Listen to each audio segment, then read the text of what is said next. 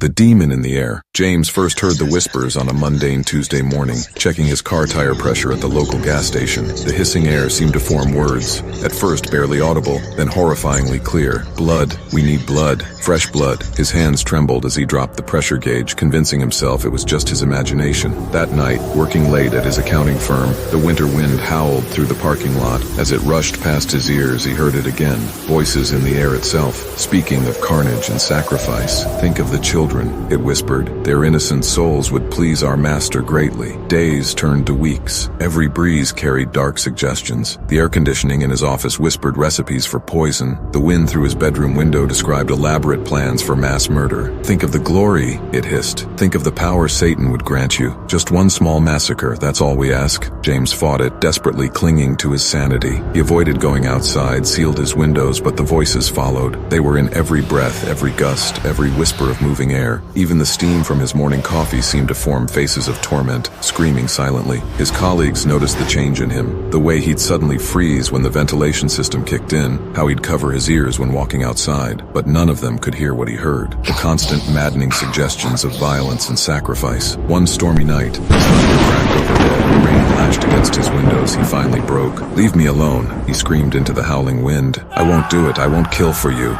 The air around him grew suddenly still. Then with terrible purpose it forced its way down his throat. James felt the demon's essence filling his lungs, corrupting his blood, transforming him from within. He tried to fight it, but the force was too strong. His veins turned black beneath his skin as the corrupted air spread through his body. When his eyes opened, they glowed with hellfire. The demon had won, and the air itself had become its conduit. Now, James walks among us, spreading corruption with every breath he exhales, turning the very atmosphere into a weapon of Satan. Each exhalation carries the demon's influence, slowly poisoning the minds of those around him. So the next time you feel an unexpected chill or hear something strange in the wind, remember the air itself might be trying to claim your soul. And if you see a man whose breath fogs the air even on a warm day, run. Run before you too become a vessel for the demon that rides the wind.